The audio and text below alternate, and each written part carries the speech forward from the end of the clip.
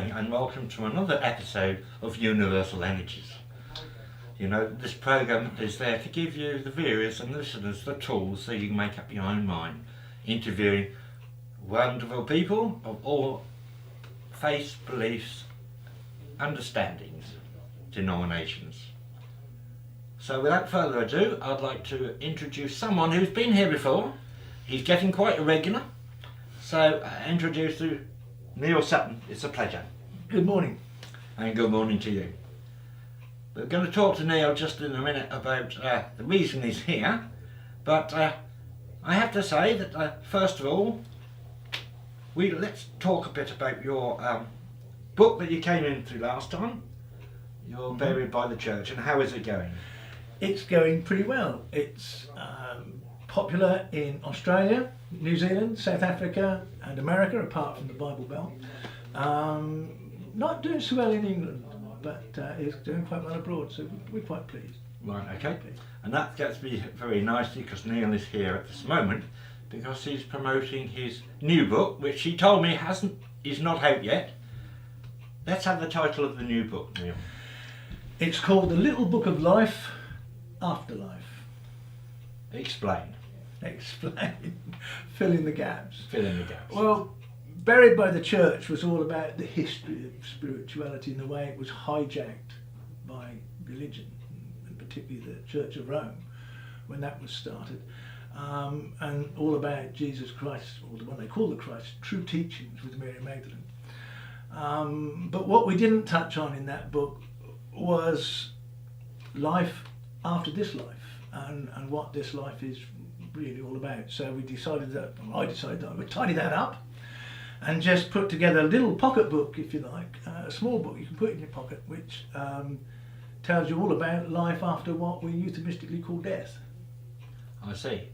Right, so would it be fair to say that a lot of the groundwork was done in Buried by the Church? It was, yes. Although I'll do a brief recap at the start of the new book. How brief is this recap? Well, I don't know, probably 4 or 5 pages. Right, okay.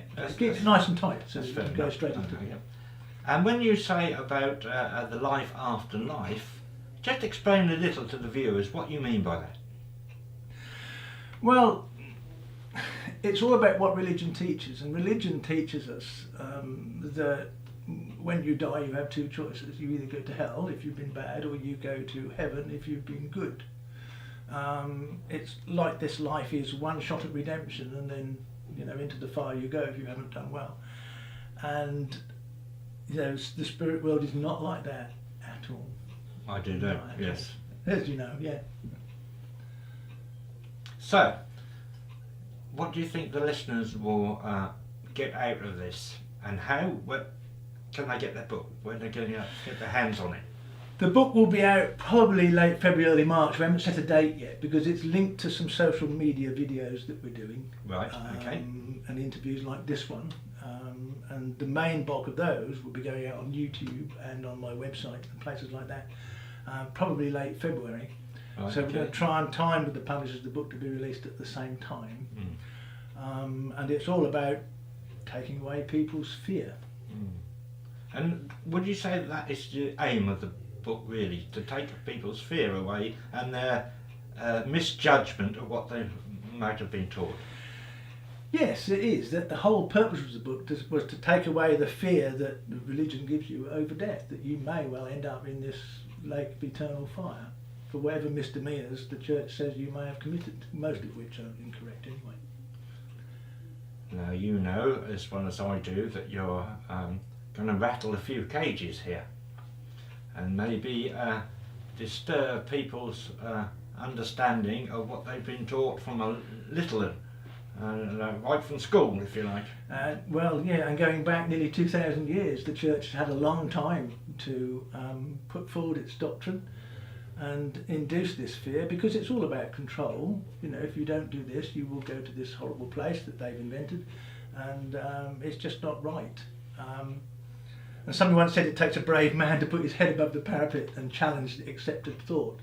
And I don't think you've got to be brave, you just got to know what you're doing, what you're talking about, and then just let people know that they don't have to be fearful. I think if you can back up the situation with facts and maybe understandings that people have, and explain those understandings at the moment, it goes a long way to giving people the choices to make up their own minds. This is what the book is all about. It's putting more meat on the bones of what we call life after this life. But you see, spirituality is all about a state of knowing. You know that, I know that. That's what you gain with true spirituality. When you seek it, you gain a state of knowing because you're shown things, you're demonstrated things, things come to you all the time, more and more and more every day. But all religion requires from you is that you believe. And they give you this set of rules that you must live by. And they say you must believe that Mary Magdalene was a penitent lady of the night. And you must believe that Jesus' mother was, Jesus was conceived in a virgin birth. You must believe all this. And you must believe that you have this one shot at redemption and then you go to hell. And all of that, almost without exception, is untrue. That beggars me to the question again, that there are going to be those that are listening that are going to say, prove it. They have to prove it themselves. If you seek spirituality, you will find it. But nobody's going to, it's like, the reason we're here anyway is all about life's experiences. Prove to me there's life after life and I'll be good. That's why there's never any divine intervention. Nothing that we do that's horrible, nothing that Hitler did could be stopped, because the minute you have divine intervention, the minute you demonstrate to somebody, then everybody is good, because they have to be, because that divine finger's going to come down and say, be good, or else. But that doesn't happen. There is no intervention. There has to be no proof. You have to be good and kind and thoughtful because you want to be with every fibre of your being, not proved to by some all-seeing eye. I quite agree. I'm just looking at it from the prospect of the position of the listener and the viewer that channels into these Universal Energies episodes, to see and putting myself in their shoes. And as I'm looking at it, we are saying, or you are saying with your book, that spirituality is a way of life almost, and it just comes, and I quite understand that. But those who have been down a different path of religion will also say, this is it, because we know nothing else. We've been brought up into this situation, and we live a good and godly life, if you like, and we are kind, and we want to be kind, and we just do it as second nature.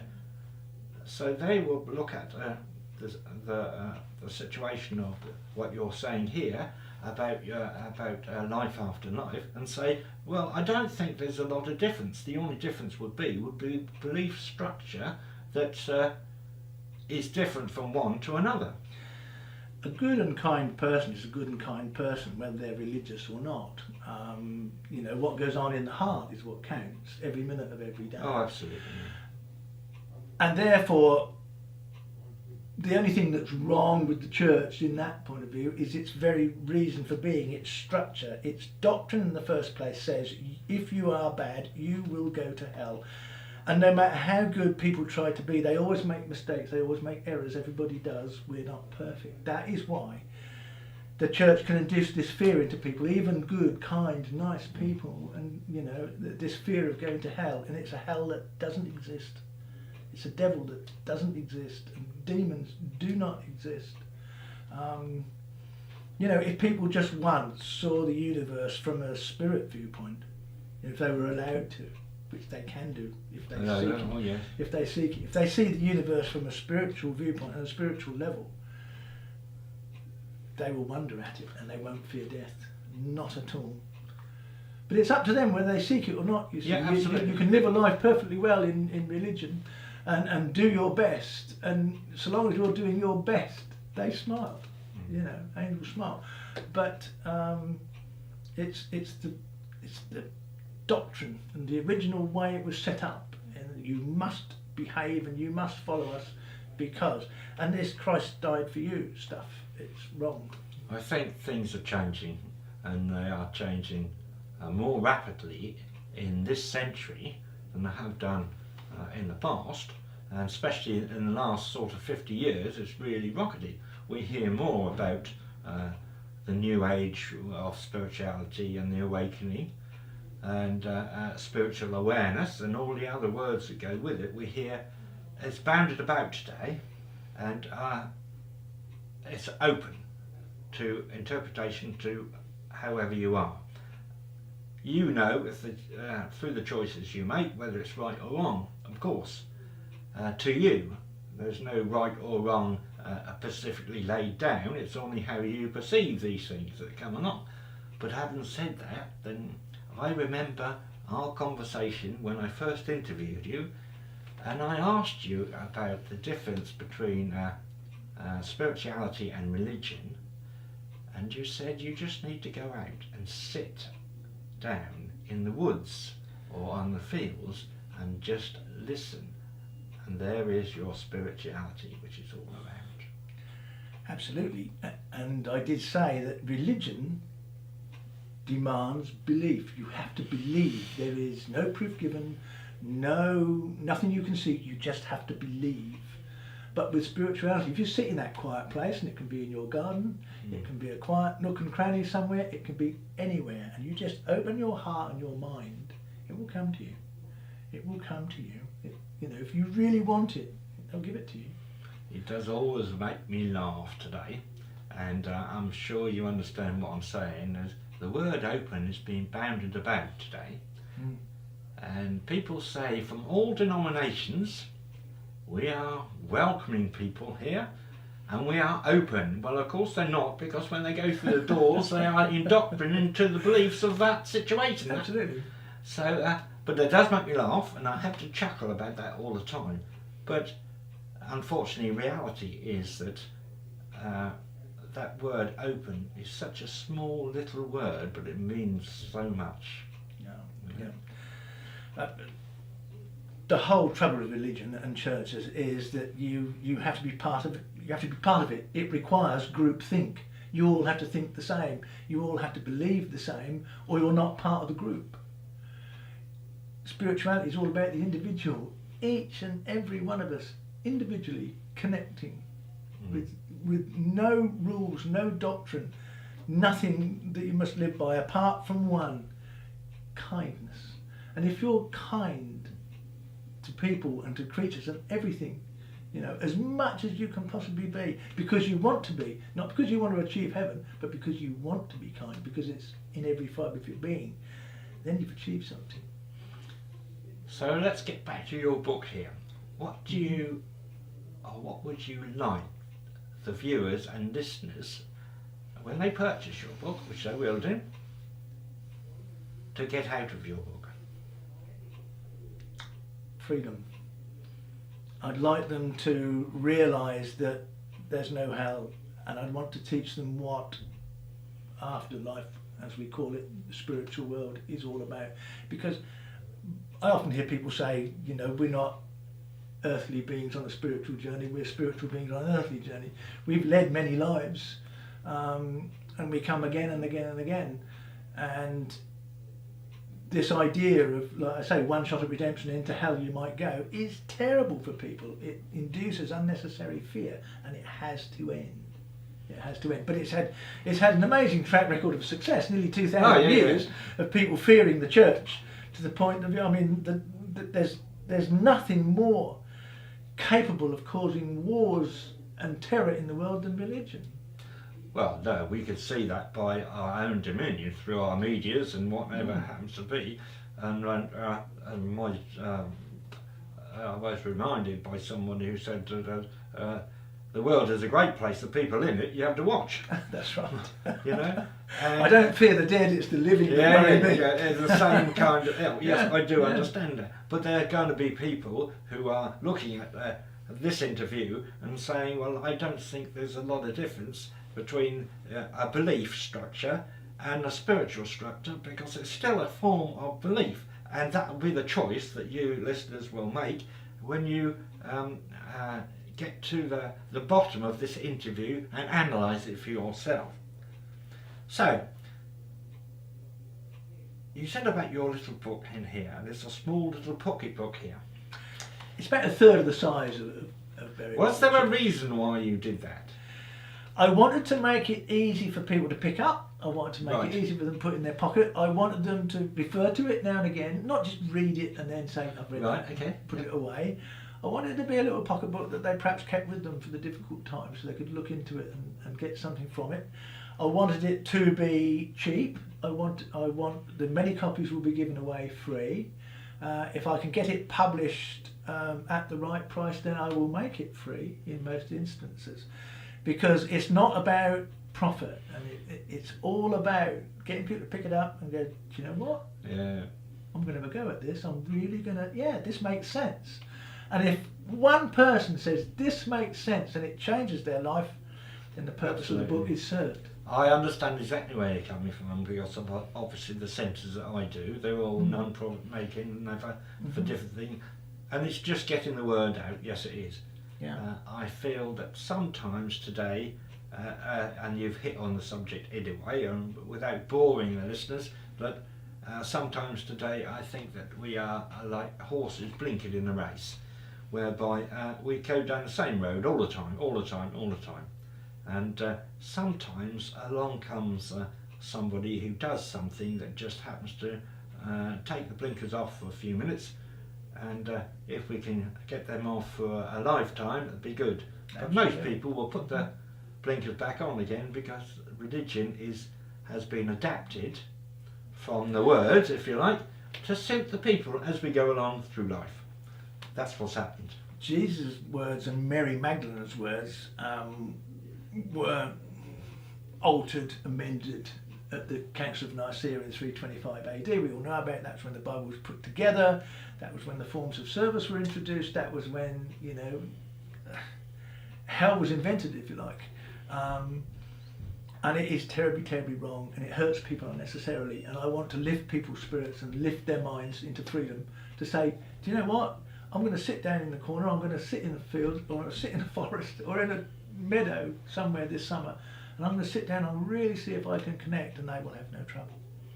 It always makes me laugh, whereby you look at the doctrines that have been in the one book, and I can send this off to whether it be the Kabbalah or the Quran, because the doctrines are a bit more in the Kabbalah and further back in the Quran. But having said that, you could see where little adaptations have been turned round. And if we go back to the pyramid text, and we go back to the one great god that there was of Isis, and how he happened to give the 10 laws for the pharaohs to govern, and it was adapted to the 10 Commandments, but it didn't say anything about going up a mountain on the pyramid text. No, well, of course, the 10 Commandments, as we know them, were adapted from a text in the Egyptian Book of the Dead. Yeah. I've done no falsehood, I've committed no that. And as you say, nothing about going up to It says nothing about the it. mount and receiving the word of God from, But because it's been adapted, people have taken that as word, because this is it's like a new thing. If we invented a new way of thinking which was pleasing to the people now, perhaps that we could make a fortune over the next 2,000 years. We won't have to be there to use it, but that's the way it is. The Christian religion was only put together because the Roman Empire at the time was fragmenting, and Constantine wanted a way to pull it all together. So what he did was got all the religious sects and all the cults together and said, right, we'll have a meeting and this is what we'll do. And that pulled everybody together, and that saved the Roman Empire for a little while longer, because it was always doomed. But that's the only reason why this religion was invented. And then of course the Church of Rome came along and controlled the people, and that was that. Yeah. But the real difference between religion, which insists on belief, you must believe, and spirituality, you will receive the proof that you need, but you have to seek it. It won't come to you. No, that's right. So, beggars me to another question. Why is there so much conflict in opinions and adaptations for spiritual leaders and religious leaders, i.e. spiritual men and women of cloth, but also religious people as well, of the same denomination? Tough one, and yet an easy one, because if for religious people they have this original premise that they always fall back on, that Christ died for you. Wrong, he didn't. Some say he died at the siege of Masada in AD 60, and some say he lived to a ripe old age. We know he visited Glastonbury, and we know that Mary Magdalene did too. The river Tamar is named after Mary's daughter, Tamar. So we also know he had 2 children as well. We also know he had 2 sons. Yeah. So a lot's been going on that kind of flies in the face of religious teaching, and that is a good thing. The more that comes out, the more questions people ask, and if they ask questions of this belief system that they're asked to thoroughly believe in no matter what, the more people question that, and the more people perhaps lean a bit towards seeking something themselves in spirituality, the more it will come to them and they'll find it. But why are there so many differences? Because there are so many people with different ideas, and even in spirituality, I've met people who teach and preach different things to me. They will say that all sorts of things, and that they say is their opinion, and it's wrong. It's wrong. But there are so many different people, so you get different opinions. I think it's good to have a discussion like this, and I'm really looking forward to the time next year when we could have a discussion with 4 or 5 people with all different denominations and backgrounds, That'd be good. which will be a nice, open and great respect discussion. I will wear my hard hat for that day, though, I think. You'll probably need it. But having said that, then I do find that spirituality is very much humorous, because that's what life is. I will bring my suit of armour if there's a priest here. But I can't think that religious people sometimes, when there's a service involved, why they can't lighten up a bit, shall we say. Because if they really believe, then they believe that if there was a God, he wouldn't be a vengeful God. Why is he a vengeful God? I went to a funeral a couple of years ago. I'm a young lad, he's only 18 when he died, quite tragically. And it was a full-on church funeral. And the coffin was carried in by 6 or 7 people, and the priest and his helpers were in front swinging the incense and saying, "God so loved the world that he gave his only begotten son so that you could be saved," And I thought, for goodness sake, that's a bit heavy for this sort of occasion, if it is an occasion. An entirely wrong way to view somebody. It's like the word death, dead, dying, all very negative, and they've got negative connotations because of the religious aspect of death, dead and dying. But if you just once, instead of saying, "My nan died last week," if you said, "My nan ascended last week," that's a heck of a lot better, because immediately you know from that she's ascended, she's gone back, she is happy, she is healed, she is whole, she is, looking down on you, she's standing beside you. That's the belief system that there is, and we've been indoctrinated. I mean, I remember at 4 years old going to my first funeral, and my mum and dad always involved me. I mean, I was baptised and confirmed and all the rest of the things, but I was allowed to make my own mind up later on. Yeah. But having said that I was always a bit different, I suppose, whereby that I could always give, I don't know what I gave, I say something, it had to hit a nerve somewhere. So it was a case of, anyway. But having said that, then I do think that to be more aware of a situation not only gives you choices, but it makes you appreciate what you have got at this moment. I do think that people are when they realise that the nitty-gritty is that when you are born, and we say, or I say, we are born from spirit, you will go back to spirit, and that's the most inevitable thing. And what's in between is this roadway that you've got to work in parallel with other forces of the universe. And when we start thinking that we are born here and we're here for a short time and then we'll go back, then the situation will change completely. At this moment, if it was done, it would be sheer anarchy on this earth. People thought that we can do what we like while we're here, because that's the mentality we've got at the moment. But it won't always be like that. The thing is, you see, with teaching spirituality, that if the first thing is to get people to know that there is no hell, and that's dangerous, because the minute you convince people there's no hell, they think, well, why not be bad? You know, what's to stop us being bad? But you know, when you, as I say in the little book of Life After Life,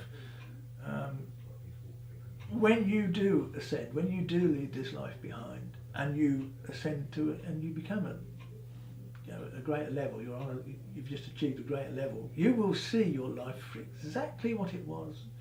You will see your achievements, and you will see your failures, and you will be your harshest critic. That's right, no judgment. No judgment of you by some god on a throne. No help, but you will be your harshest critic, and you really will. Well, time is getting on, so before we go anywhere, I want to see if I can knuckle you down to... Have you got approximate time and date when your book will be out? Well, we're hoping for late February, but I haven't got a full date for you yet. As soon as I have, I'll let you know. You can work it into another programme. Yes. You like being here, don't you? No, I mean, you've worked the date in, and you can announce it. You can announce it. Throughout the interviews that not only do I have interesting people on there, but I like to have a good discussion with people so that the viewers get the understanding to make those choices. I do feel it's like any book of whatever it happens to be, and we are talking about a religious book maybe, of the Kabbalah or the Bible or whatever it has, or the Muslims or whatever it happens to be. It's open to interpretation of the person who put the words to paper, and the same as any book is. So getting some ideas of how to think along the lines before a book comes out makes so much difference. It does indeed. I thank you for your time today to give me a chance to say a little bit about I should be saying that. the little book of Life After Life. Oh yeah. Sorry. No, it's a pleasure. Thank you very much, Neal. Thank you very much indeed. Yeah, good to be here.